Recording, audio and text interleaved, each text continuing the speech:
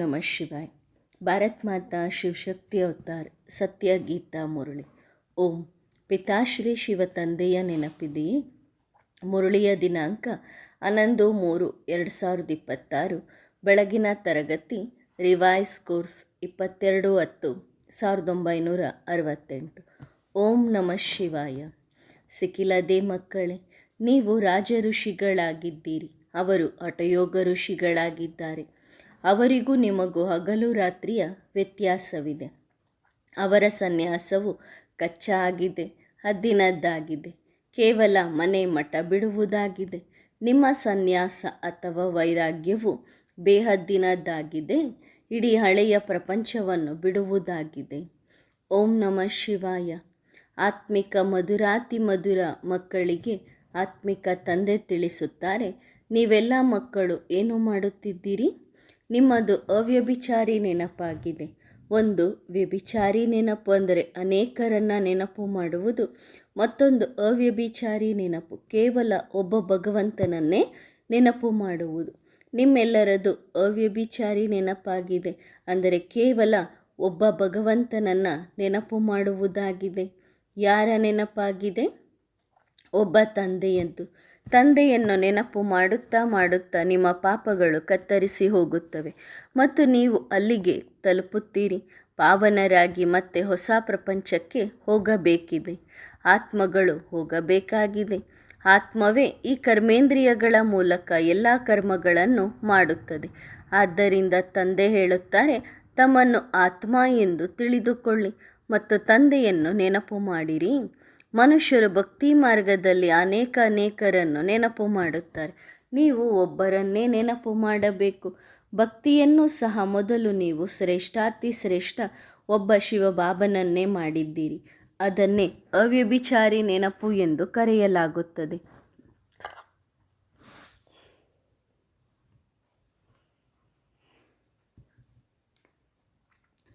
ಅವರು ಸರ್ವರ ಸದ್ಗತಿದಾತ ರಚಯಿತ ತಂದೆಯಾಗಿದ್ದಾರೆ. ಅವರಿಂದ ಮಕ್ಕಳಿಗೆ ಬೇಹದ್ದಿನ ಆಸ್ತಿ ಸಿಗುತ್ತದೆ. ಸಹೋದರನಿಂದ ಆಸ್ತಿ ಸಿಗುವುದಿಲ್ಲ. ಸ್ವಲ್ಪ ಮಟ್ಟಿಗೆ ಕನ್ಯೆಯರಿಗೆ ಆಸ್ತಿ ಸಿಗುತ್ತದೆ. ಅವರು ಮತ್ತೆ ಹೋಗಿ ಅರ್ಧ ಪಾಲುದಾರರಾಗುತ್ತಾರೆ. ಹಾಫ್ ಪಾರ್ಟ್ನರ್ ಅಂದರೆ ಮದುವೆ ಆದರು ಅಂದರೆ ಹಾಫ್ ಪಾರ್ಟ್ನರ್ ಆಗ್ತಾರೆ. ಇಲ್ಲಿ ನೀವೆಲ್ಲರೂ ಆತ್ಮಗಳಾಗಿದ್ದೀರಿ. ಎಲ್ಲ ಆತ್ಮಗಳಿಗೂ ತಂದೆ ಒಬ್ಬರೇ ಆಗಿದ್ದಾರೆ. ಎಲ್ಲರೂ ತಂದೆಯಿಂದ ಆಸ್ತಿಯನ್ನು ಪಡೆಯುವ ಹಕ್ಕಿದೆ. ನೀವು ಸಹೋದರರಾಗಿದ್ದೀರಿ. ಬಲೆ ಶರೀರವು ಸ್ತ್ರೀ ಪುರುಷದ್ದಾಗಿದೆ. ಆತ್ಮಗಳೆಲ್ಲರೂ ಸಹೋದರರಾಗಿದ್ದಾರೆ. ಅವರು ಕೇವಲ ಹೇಳುವ ಸಲುವಾಗಿ ಹಿಂದೂ ಮುಸ್ಲಿಂ ಬಾಯಿ ಎಂದು ಹೇಳುತ್ತಾರೆ. ಅರ್ಥವನ್ನು ತಿಳಿದುಕೊಂಡಿಲ್ಲ. ನೀವೀಗ ಅರ್ಥವನ್ನು ತಿಳಿದುಕೊಂಡಿದ್ದೀರಿ. ಸಹೋದರ ಎಂದರೆ ಎಲ್ಲ ಆತ್ಮರು ಒಬ್ಬ ತಂದೆಯ ಮಕ್ಕಳಾಗಿದ್ದಾರೆ. ನಂತರ ಪ್ರಜಾಪಿತ ಬ್ರಹ್ಮರವರ ಮಕ್ಕಳು ಸಹೋದರಿಯರಾಗಿದ್ದಾರೆ. ಈಗ ನಿಮಗೆ ಗೊತ್ತಿದೆ, ಈ ಪ್ರಪಂಚದಿಂದ ಎಲ್ಲರೂ ವಾಪಸ್ ಹೋಗಬೇಕಾಗಿದೆ. ಯಾರೆಲ್ಲ ಮನುಷ್ಯರಿದ್ದಾರೆಯೋ ಎಲ್ಲರ ಪಾತ್ರವು ಈಗ ಪೂರ್ಣವಾಗುತ್ತದೆ. ನಂತರ ತಂದೆ ಬಂದು ಹಳೆಯ ಪ್ರಪಂಚದಿಂದ ಹೊಸ ಪ್ರಪಂಚಕ್ಕೆ ಕರೆದುಕೊಂಡು ಹೋಗುತ್ತಾರೆ, ಪಾರು ಮಾಡುತ್ತಾರೆ. ಹೇ ಅಂಬಿಗ, ನನ್ನ ದೋಣಿಯನ್ನು ದಡ ಸೇರಿಸು ಎಂದು ಗಾಯನ ಮಾಡುತ್ತಾರೆ. ಅರ್ಥಾತ್ ಸುಖಧಾಮಕ್ಕೆ ಕರೆದುಕೊಂಡು ಹೋಗು. ಈ ಹಳೆಯ ಪ್ರಪಂಚವು ಬದಲಾಗಿ ಮತ್ತೆ ಹೊಸ ಪ್ರಪಂಚವು ಅವಶ್ಯವಾಗಿ ಬರುತ್ತದೆ. ಇಡೀ ಪ್ರಪಂಚದ ನಕ್ಷೆಯು ನಿಮ್ಮ ಬುದ್ಧಿಯಲ್ಲಿದೆ. ಮೂಲವತನದಿಂದ ಹಿಡಿದು ನಮ್ಮ ಮಧುರ ಮನೆ ಶಾಂತಿಧಾಮದ ನಿವಾಸಿಗಳು ನಾವೆಲ್ಲ ಆತ್ಮಗಳಾಗಿದ್ದೇವೆ. ಇದು ಬುದ್ಧಿಯಲ್ಲಿ ನೆನಪಿದೆ ತಾನೆ? ಯಾವಾಗ ನಾವು ಸತ್ಯಯುಗದ ಹೊಸ ಪ್ರಪಂಚದಲ್ಲಿದ್ದೆವೋ ಆಗ ಉಳಿದ ಎಲ್ಲ ಆತ್ಮರು ಶಾಂತಿಧಾಮದಲ್ಲಿರುತ್ತಿದ್ದರು. ಆತ್ಮ ಅಂತೂ ಎಂದಿಗೂ ವಿನಾಶವಾಗುವುದಿಲ್ಲ. ಆತ್ಮದಲ್ಲಿ ಅವಿನಾಶಿ ಪಾತ್ರವು ತುಂಬಿದೆ. ಅದು ಕೂಡ ಎಂದಿಗೂ ವಿನಾಶವಾಗಲು ಸಾಧ್ಯವಿಲ್ಲ. ಇದನ್ನು ತಿಳಿದುಕೊಳ್ಳಿ. ಇವರು ಇಂಜಿನಿಯರ್ ಆಗಿದ್ದಾರೆ. ಮತ್ತೆ 5,000 ವರ್ಷಗಳ ನಂತರ ಯಥಾವತ್ತಾಗಿ ಇಂತಹದ್ದೇ ಇಂಜಿನಿಯರ್ ಆಗುತ್ತಾರೆ. ಇದೇ ಹೆಸರು, ರೂಪ, ದೇಶ, ಕಾಲವಿರುತ್ತದೆ. ಈ ಎಲ್ಲ ವಿಷಯಗಳನ್ನು ತಂದೆಯೇ ಬಂದು ತಿಳಿಸುತ್ತಾರೆ. ಇದು ಅನಾದಿ ಅವಿನಾಶಿ ಡ್ರಾಮಾ ಆಗಿದೆ. ಈ ಡ್ರಾಮಾದ ಆಯುಷ್ಯು 5,000 ವರ್ಷಗಳಾಗಿವೆ. ಒಂದು ಸೆಕೆಂಡ್ ಕೂಡ ಹೆಚ್ಚು ಕಡಿಮೆಯಾಗಲು ಸಾಧ್ಯವಿಲ್ಲ. ಇದು ಅನಾದಿ ಮಾಡಿಸಿದ ಡ್ರಾಮಾ ಆಗಿದೆ. ಎಲ್ಲರಿಗೂ ಪಾತ್ರ ಸಿಕ್ಕಿದೆ. ದೇಹಿ ಅಭಿಮಾನಿಯಾಗಿ ಸಾಕ್ಷಿಯಾಗಿ ನೋಡಬೇಕಿದೆ. ತಂದೆಗಂತೂ ದೇಹವಿಲ್ಲ. ಅವರು ಜ್ಞಾನಸಾಗರ ಬೀಜರೂಪ ಆಗಿದ್ದಾರೆ. ಉಳಿದ ಆತ್ಮರು ಯಾರು ಮೇಲ್ಗಡೆ ನಿರಾಕಾರಿ ಪ್ರಪಂಚದಲ್ಲಿರುತ್ತಾರೆಯೋ ಅವರು ಮತ್ತೆ ಬರುತ್ತಾರೆ ನಂಬರ್ ವಾರ್ ಪಾತ್ರವನ್ನು ಅಭಿನಯಿಸಲು. ಮೊದಲು ನಂಬರ್ ದೇವತೆಗಳದ್ದು ಶುರುವಾಗುತ್ತದೆ. ಮೊದಲ ನಂಬರ್ ರಾಜವಂಶದ ಚಿತ್ರಗಳೇ ಇವೆ. ನಂತರ ಚಂದ್ರವಂಶಿ ಡಿನೈಸ್ಟಿಯ ಚಿತ್ರವೂ ಇದೆ. ಎಲ್ಲಕ್ಕಿಂತ ಶ್ರೇಷ್ಠವಾದದ್ದು ಸೂರ್ಯವಂಶಿ ಲಕ್ಷ್ಮೀನಾರಾಯಣರ ರಾಜ್ಯ. ಇವರ ರಾಜ್ಯ ಯಾವಾಗ ಹೇಗೆ ಸ್ಥಾಪನೆಯಾಯಿತು ಎಂದು ಯಾವುದೇ ಮನುಷ್ಯ ಮಾತ್ರರಿಗೆ ಗೊತ್ತಿಲ್ಲ. ಸತ್ಯಯುಗದ ಆಯುಷ್ಯನ್ನೇ ಲಕ್ಷಾಂತರ ವರ್ಷಗಳೆಂದು ಬರೆದಿದ್ದಾರೆ. ಯಾರ ಜೀವನದ ಕಥೆಯನ್ನು ತಿಳಿದುಕೊಂಡಿಲ್ಲ. ಈ ಲಕ್ಷ್ಮೀನಾರಾಯಣರ ಜೀವನ ಕಥೆಯನ್ನು ತಿಳಿದುಕೊಳ್ಳಬೇಕು ತಾನೇ. ತಿಳಿದುಕೊಳ್ಳದೆ ತಲೆಬಾಗುವುದು ಅಥವಾ ಅವರ ಮಹಿಮೆ ಮಾಡುವುದು ಇದು ತಪ್ಪಾಯಿತು ತಾನೇ. ತಂದೆ ಕುಳಿತು ಯಾರು ಮುಖ್ಯರಾಗಿದ್ದಾರೆಯೋ ಅವರ ಜೀವನ ಕಥೆಯನ್ನು ತಿಳಿಸುತ್ತಾರೆ. ಈಗ ನಿಮಗೆ ಗೊತ್ತಿದೆ ಹೇಗೆ ಇವರ ರಾಜಧಾನಿ ನಡೆಯುತ್ತದೆ ಎಂದು. ಸತ್ಯಯುಗದಲ್ಲಿ ಶ್ರೀಕೃಷ್ಣನಿದ್ದನು ತಾನೇ. ಈಗ ಮತ್ತೆ ಆ ಕೃಷ್ಣಪುರಿಯು ಸ್ಥಾಪನೆಯಾಗುತ್ತಿದೆ. ಕೃಷ್ಣ ಸ್ವರ್ಗದ ರಾಜಕುಮಾರ ಆಗಿದ್ದಾನೆ. ಲಕ್ಷ್ಮೀನಾರಾಯಣರ ರಾಜಧಾನಿ ಹೇಗೆ ಸ್ಥಾಪನೆಯಾಯಿತು ಎನ್ನುವುದನ್ನು ಈಗ ನೀವು ತಿಳಿದುಕೊಂಡಿದ್ದೀರಿ. ನೀವು ನಂಬರ್ ವಾರ್ ಮಾಲೆಯನ್ನೂ ಸಹ ಮಾಡುತ್ತಿದ್ದೀರಿ ತಾನೇ. ಇಂಥವರು ಮಾಲೆಯ ಮಣಿಗಳಾಗುತ್ತಾರೆ. ಆದರೆ ನಡೆಯುತ್ತಾ ಮತ್ತೆ ಸೋಲನ್ನು ಅನುಭವಿಸುತ್ತಾರೆ. ಮಾಯೆ ಸೋಲಿಸಿ ಬಿಡುತ್ತಾಳೆ. ಎಲ್ಲಿಯವರೆಗೆ ಸೈನ್ಯದಲ್ಲಿದ್ದಾರೆಯೋ ಹೇಳುತ್ತಾರೆ ಇವರು ಕಮಾಂಡರ್ ಆಗಿದ್ದಾರೆ, ಇವರು ಇಂಥವರಾಗಿದ್ದಾರೆ. ನಂತರ ಸತ್ತು ಹೋಗುತ್ತಾರೆ. ಇಲ್ಲಿ ಸಾಯುವುದು ಅರ್ಥಾತ್ ಸ್ಥಿತಿ ಕಡಿಮೆಯಾಗುವುದರಿಂದ ಮಾಯೆ ಸೋಲಿಸಿ ಬಿಡುತ್ತಾಳೆ. ಅಂದರೆ ಬಾಬನಿಂದ ದೂರ ಆಗೋದನ್ನೇ ಸಾಯೋದು ಅಂತ ಹೇಳ್ತಾರೆ. ಸಮಾಪ್ತಿಯಾಗುತ್ತಾರೆ. ಆಶ್ಚರ್ಯವೇನೆಂದರೆ ಜ್ಞಾನವನ್ನು ಕೇಳುತ್ತಾರೆ, ಅನ್ಯರಿಗೆ ಹೇಳುತ್ತಾರೆ, ನಂತರ ಮಾಯೆಗೆ ವಶರಾಗಿ ಸಮಾಪ್ತಿಯಾಗುತ್ತಾರೆ. ಅಹೋ ಮಮ ಮಾಯ ವಿನಶಂತಿಯಾಗುತ್ತಾರೆ. ಬಾಬನಿಗೆ ವಿಚ್ಛೇದನ ಕೊಡುತ್ತಾರೆ. ಮರುಜೀವ ಆಗುತ್ತಾರೆ. ತಂದೆಯ ಮಕ್ಕಳಾಗಿರುತ್ತಾರೆ. ಮತ್ತೆ ರಾಮರಾಜ್ಯದಿಂದ ರಾವಣನ ರಾಜ್ಯಕ್ಕೆ ಹೊರಟು ಹೋಗುತ್ತಾರೆ. ಇದರ ಮೇಲೆಯೇ ಮತ್ತೆ ಕೌರವ ಮತ್ತು ಪಾಂಡವರ ಯುದ್ಧವನ್ನು ತೋರಿಸಿದ್ದಾರೆ. ನಂತರ ಅಸುರರು ಮತ್ತು ದೇವತೆಗಳ ಯುದ್ಧವನ್ನು ತೋರಿಸುತ್ತಾರೆ. ಈಗ ಯಾವುದನ್ನು ಸತ್ಯವೆಂದು ಹೇಳುವಿರಿ? ಜಗಳ ಹಿಂಸೆಯಾಗುತ್ತದೆ. ಇದು ಅಹಿಂಸಾ ದೇವಿ ದೇವತಾ ಪರಮೋಧರ್ಮವಾಗಿದೆ. ನೀವೀಗ ಡಬಲ್ ಅಹಿಂಸಕರಾಗುತ್ತೀರಿ. ನಿಮ್ಮದು ಯೋಗ ಬಲದ ಮಾತಾಗಿದೆ. ಆಯುಧಗಳಿಂದ ನೀವು ಯಾರಿಗೂ ಏನೂ ಮಾಡುವುದಿಲ್ಲ. ಆ ಶಕ್ತಿಯಂತೂ ಕ್ರಿಶ್ಚಿಯನ್ಸ್ನಲ್ಲೂ ಬಹಳಷ್ಟಿದೆ. ರಷ್ಯಾ ಮತ್ತು ಅಮೆರಿಕ ಇಬ್ಬರು ಸಹೋದರರಾಗಿದ್ದಾರೆ. ಇವರಿಬ್ಬರದೇ ಕಾಂಪಿಟೇಷನ್ ಇದೆ. ಬಾಂಬ್ಸ್ ಇತ್ಯಾದಿಗಳನ್ನು ತಯಾರಿಸುವಲ್ಲಿ ಇಬ್ಬರು ಒಬ್ಬರಿಗಿಂತ ಒಬ್ಬರು ಶಕ್ತಿಶಾಲಿಗಳಾಗಿದ್ದಾರೆ. ಎಷ್ಟೊಂದು ಶಕ್ತಿ ಇದೆ ಎಂದರೆ ಒಂದು ವೇಳೆ ಇಬ್ಬರೂ ಪರಸ್ಪರ ಸೇರಿಬಿಟ್ಟರೆ ಇಡೀ ವಿಶ್ವದ ಮೇಲೆ ರಾಜ್ಯ ಮಾಡಬಹುದು. ಆದರೆ ಬಾಹುಬಲದಿಂದ ಯಾರಾದರೂ ವಿಶ್ವದ ಮೇಲೆ ರಾಜ್ಯ ಪಡೆಯುವಂತಹ ನಿಯಮ ಇಲ್ಲ. ಕಥೆಯನ್ನು ತೋರಿಸುತ್ತಾರೆ. 2 ಬೆಕ್ಕುಗಳು ಪರಸ್ಪರ ಜಗಳವಾಡಿದವು. ಬೆಣ್ಣೆಯನ್ನು ಮಧ್ಯದಲ್ಲಿ 3ನೆಯವರು ತಿಂದರು. ಈ ವಿಷಯಗಳನ್ನು ಸಹ ಈಗ ತಂದೆ ಕುಳಿತು ತಿಳಿಸುತ್ತಾರೆ. ಇವರಿಗೇನು ಗೊತ್ತಿದೆ? ಈ ಚಿತ್ರ ಇತ್ಯಾದಿಗಳನ್ನು ಸಹ ತಂದೆ ದಿವ್ಯ ದೃಷ್ಟಿ ಇತ್ಯಾದಿಗಳಿಂದ ಮಾಡಿಸಿದ್ದಾರೆ ಮತ್ತು ತಿಳಿಸಿದ್ದಾರೆ. ಅವರು ಪರಸ್ಪರ ಜಗಳವಾಡುತ್ತಾರೆ. ವಿಶ್ವದ ಮಾಲೀಕತನವು ಮಧ್ಯದಲ್ಲಿ ನಿಮಗೆ ಸಿಗುತ್ತದೆ. ಅವರಿಬ್ಬರು ಬಹಳ ಪವರ್ಫುಲ್ ಆಗಿದ್ದಾರೆ. ಎಲ್ಲೆಂದರಲ್ಲಿ ಹೀಗೆ ಮಾಡುತ್ತಾರೆ. ಸಹಾಯ ಕೊಡುತ್ತಿರುತ್ತಾರೆ. ಏಕೆಂದರೆ ಅವರದ್ದು ಸಹ ವ್ಯಾಪಾರ ಜಬರ್ದಸ್ತ್ ಆಗಿದೆ. ಆದ್ದರಿಂದ ಯಾವಾಗ ಇಬ್ಬರು ಪರಸ್ಪರ ಜಗಳವಾಡುತ್ತಾರೋ ಆಗಲೇ ಮದ್ದು ಗುಂಡು ಇತ್ಯಾದಿಗಳು ಕೆಲಸಕ್ಕೆ ಬರುತ್ತವೆ. ಎಲ್ಲೆಂದರಲ್ಲಿ ಒಬ್ಬರಿಗೊಬ್ಬರನ್ನು ಜಗಳ ಹಚ್ಚಿಬಿಡುತ್ತಾರೆ. ಇಲ್ಲಿ ಹಿಂದೂಸ್ತಾನ್ ಪಾಕಿಸ್ತಾನ್ ಏನಾದರೂ ಬೇರೆ ಬೇರೆಯಾಗಿತ್ತೆ? ಇಬ್ಬರು ಒಟ್ಟಿಗೆ ಇರುತ್ತಿದ್ದರು. ಇದು ಕೂಡ ಎಲ್ಲವೂ ಡ್ರಾಮಾದಲ್ಲಿ ನೋಂದಾಯಿಸಲ್ಪಟ್ಟಿದೆ. ಬಹಳ ಪವರ್ಫುಲ್ ಆಗಿದ್ದಾರೆ. ಪರಸ್ಪರ ಸೇರಿಬಿಟ್ಟರೆ ಎಲ್ಲವನ್ನೂ ಮಾಡಬಹುದು. ಆದರೆ ಡ್ರಾಮಾದಲ್ಲಿ ಆ ರೀತಿ ನೋಂದಾಯಿಸಲ್ಪಟ್ಟಿಲ್ಲ. ನೀವೀಗ ಯೋಗ ಬಲದಿಂದ ವಿಶ್ವದ ಮಾಲೀಕರಾಗಲು ಪುರುಷಾರ್ಥ ಮಾಡುತ್ತಿದ್ದೀರಿ.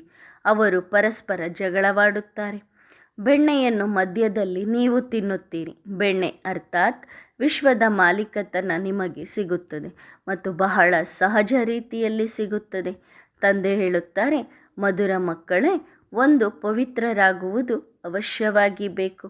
ಪವಿತ್ರರಾಗಿ ಪವಿತ್ರ ಪ್ರಪಂಚಕ್ಕೆ ಹೋಗಬೇಕಿದೆ. ಅದಕ್ಕೆ ವಿಕಾರರಹಿತ ಪ್ರಪಂಚ ಎಂದೇ ಕರೆಯಲಾಗುತ್ತದೆ. ಸಂಪೂರ್ಣ ನಿರ್ವಿಕಾರಿ ಪ್ರಪಂಚ. ಪ್ರತಿಯೊಂದು ವಸ್ತುವು ಸತೋಪ್ರಧಾನ, ಸತೋ ರಜೋತ್ತಮೋದಲ್ಲಿ ಬರುತ್ತದೆ.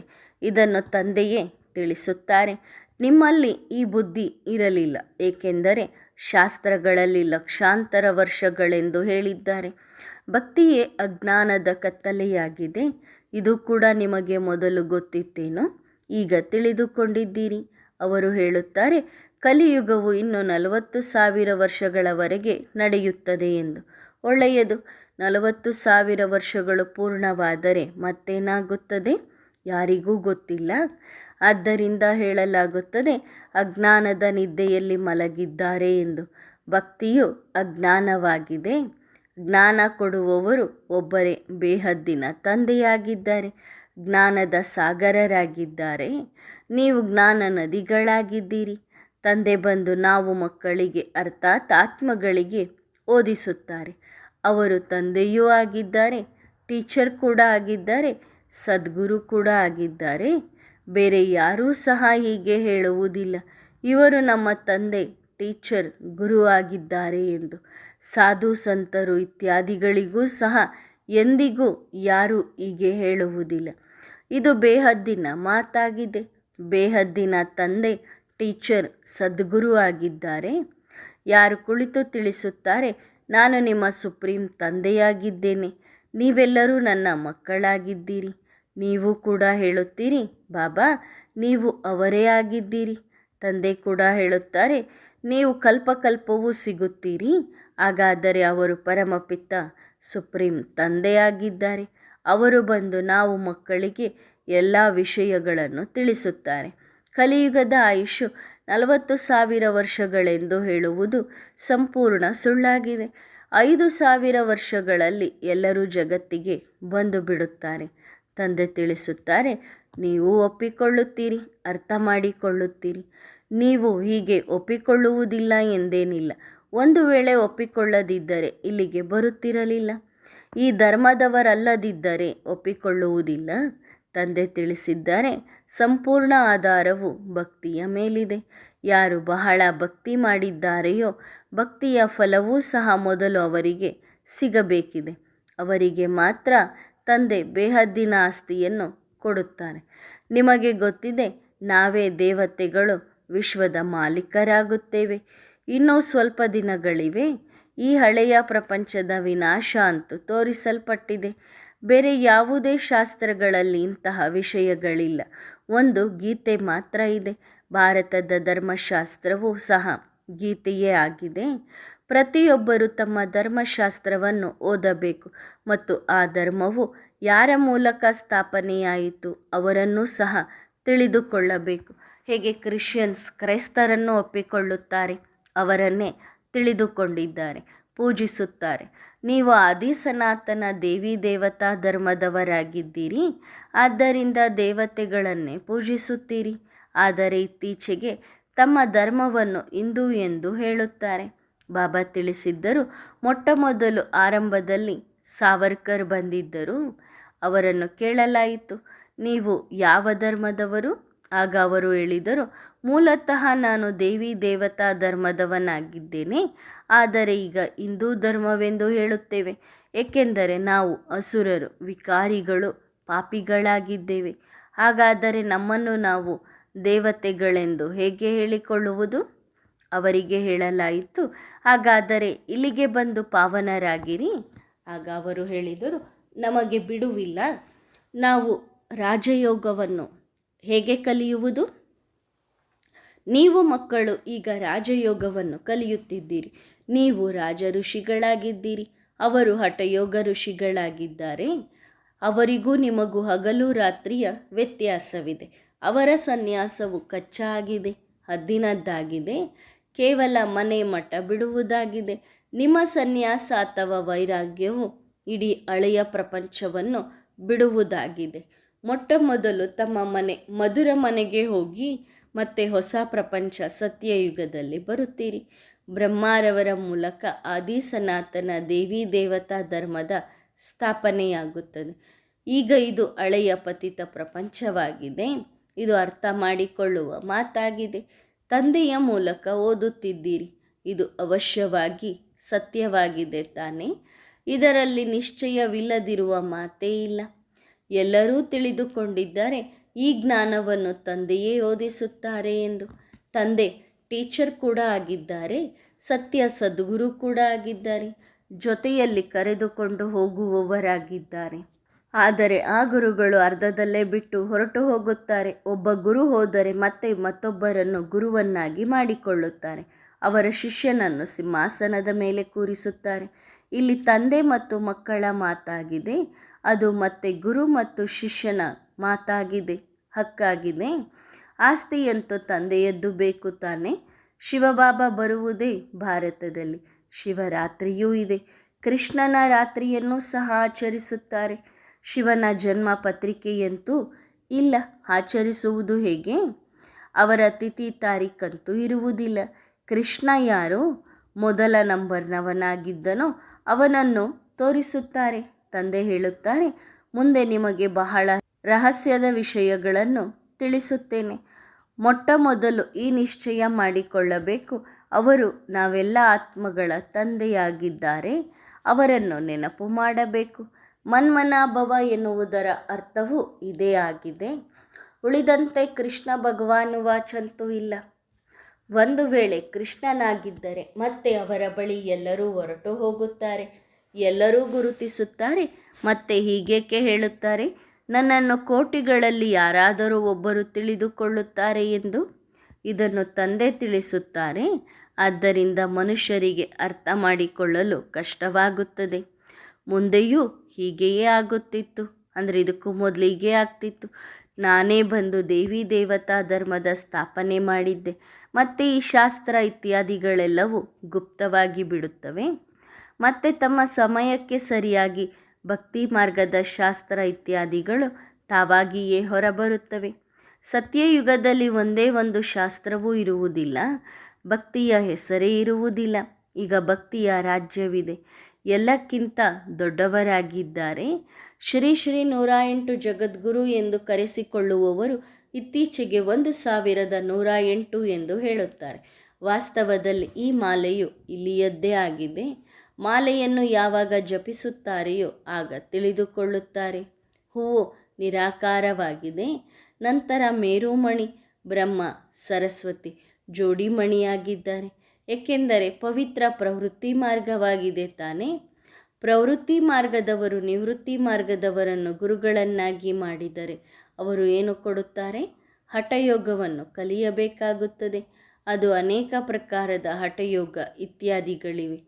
ರಾಜಯೋಗವು ಒಂದೇ ಪ್ರಕಾರದ್ದಾಗಿದೆ.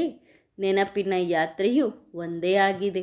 ಅದಕ್ಕೆ ರಾಜಯೋಗವೆಂದು ಕರೆಯಲಾಗುತ್ತದೆ.